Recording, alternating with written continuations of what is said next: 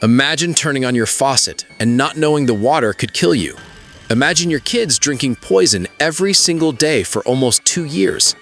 Imagine the people in charge knowing and saying nothing. This is not fiction. This is not ancient history.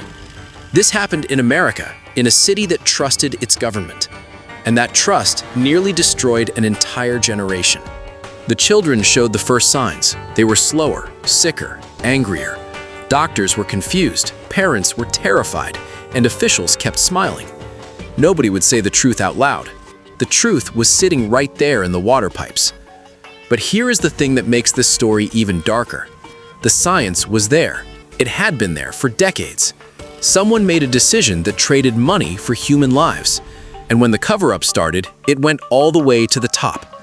If you want the full truth about what happened in Flint, Michigan, hit that subscribe button on History Lab right now, because what you are about to hear will change how you see this country. We uncover the stories that powerful people wish you would forget.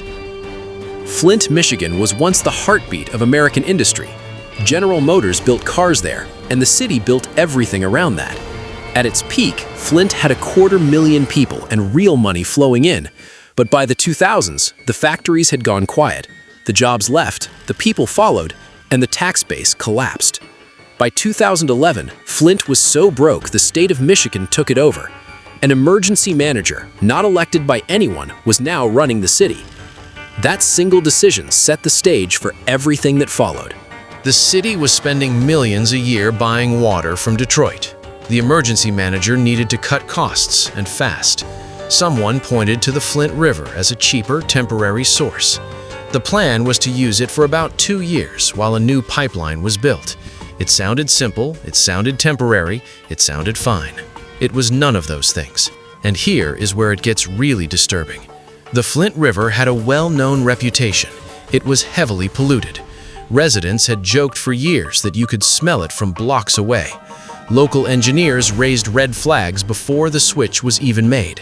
Those concerns were dismissed, ignored, or buried in paperwork. On April 25, 2014, Flint officially switched to the river water. City officials held a celebration like they had done something great.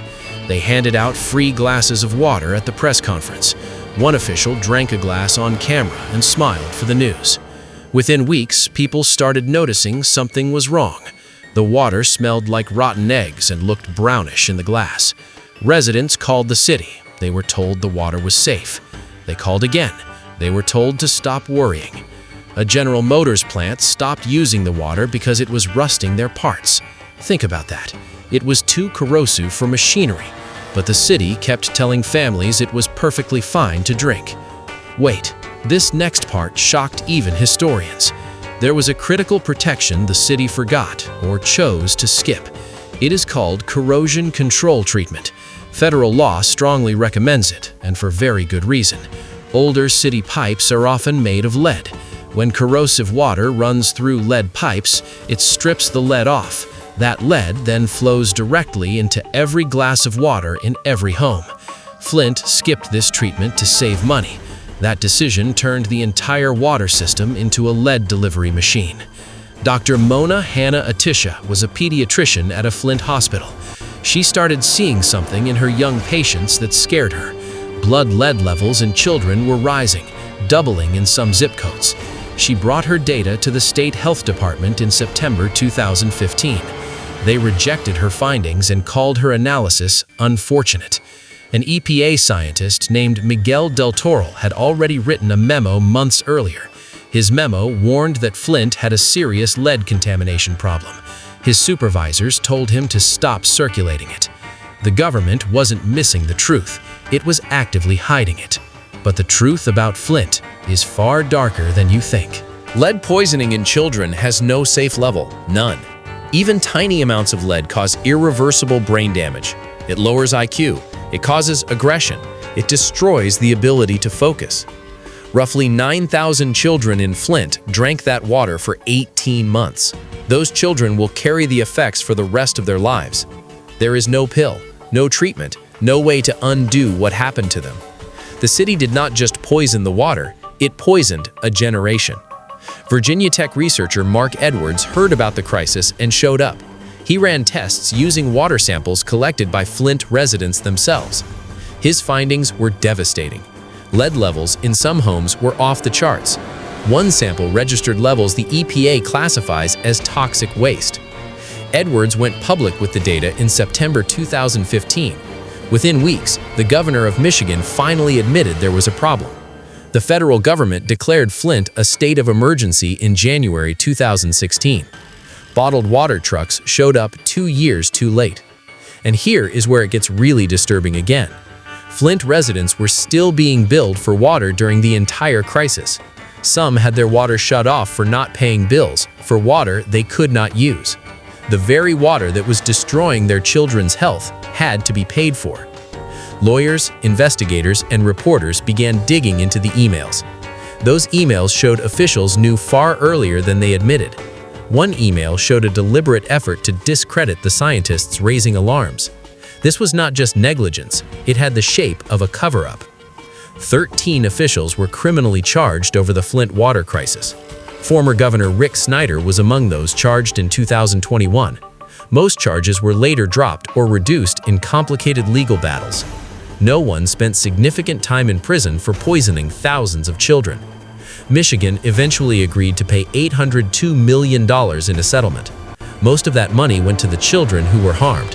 But money cannot buy back a child's lost brain development. Money cannot unring that bell. Flint also dealt with a deadly outbreak of Legionnaire's disease during the same period. At least 12 people died from it. Some researchers believe the number is higher. The contaminated river water had compromised the entire distribution system. The bacteria spread through the same pipes, the same neglect, the same silence. What Flint exposed was bigger than one city and one bad decision. It exposed how quickly a government will sacrifice poor people to save money. It exposed how long officials will lie when the truth is too expensive. It showed that environmental protections only work when someone enforces them. And it showed that the most dangerous toxin is not always in the water. Sometimes it is in the boardrooms and the bureaucracies and the emails marked internal. Flint is still recovering today. Pipes are still being replaced, slowly. Many families have left. Many children are now teenagers carrying invisible wounds. The city that built American cars could not get its government to protect American kids. That is the story of Flint, Michigan, and it deserves to be told out loud. If this story hit you the way it hit me, drop a comment below. Tell me what part shocked you the most. And if you are not subscribed to History Lab yet, do it right now. We are the channel that does not look away from the uncomfortable truths. History is not just the past, it's the warning we keep ignoring.